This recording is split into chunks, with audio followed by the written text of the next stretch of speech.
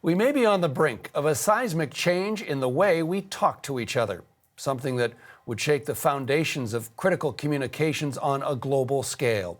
Twitter appears to be on the brink. There are fresh questions this morning about how long the company can hang on. For years now, Twitter has been the world's conduit for vital information. Tens of millions of people rely on it. So do world leaders and governments, major corporations and small businesses. It's the go-to platform in an emergency. Here's how the latest wave of chaos rolled out over the company.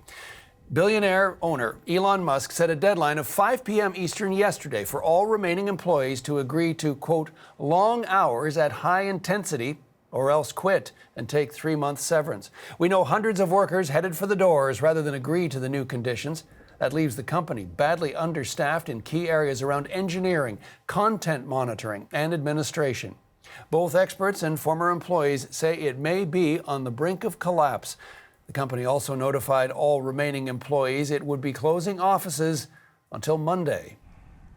Scott Peterson is following along with this story. Scott, this is a $44 billion takeover.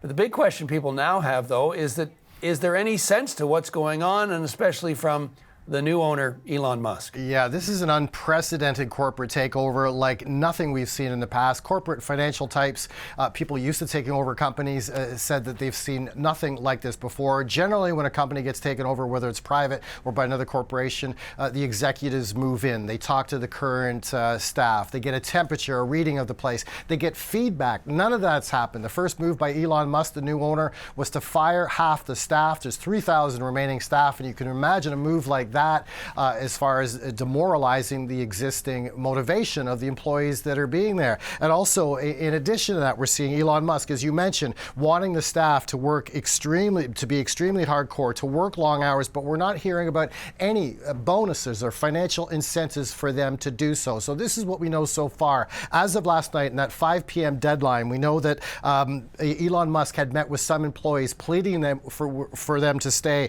Reuters is reporting that about 110 employees have posted public tweets about leaving. About 500 employees have written farewell messages in the internal Twitter communication system. And also these departures include engineers and people that are responsible for having this website up and running, fixing bugs and making sure it's running. And as of last night, there was about 350 outages, and that's the first night, and never mind Sunday night, and that's 10 times the ordinary level. And Elon Musk also tweeted last night that the best people are staying. But can that possibly be true? With truly talented people, they can move anywhere to other platforms. And so there's a lot of confusion every day, it seems, going forward with Elon Musk at the helm of this $44 billion acquisition, John. Yeah, with doors locked and key card access canceled, at least until Monday, that's never a good sign. Twitter, the world's unofficial town crier. It's become absolutely essential for vital communications, rather. What are the implications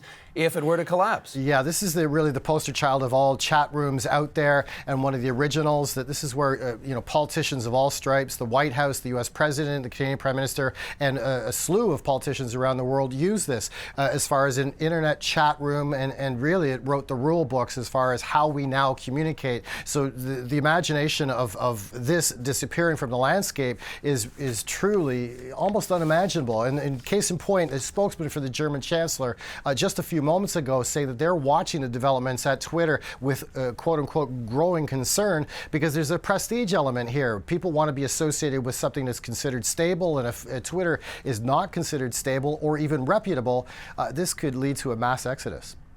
It is, with that $44 billion purchase, a private company, so we can't watch for skittery stockholders to take any cues from that. So what do we know in terms of actual information about the health of the company? Yeah, because it's a private company, you're right. The books are closed. We no longer have any access to that. We cannot see who's leaving the platform. If millions of people are leaving, we're not going to have privy to that.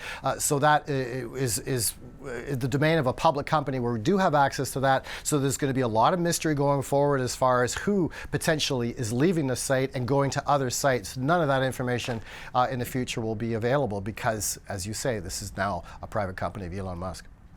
Lots of great information there, Scott. Thanks so much. We'll check back later with market reaction later in the show.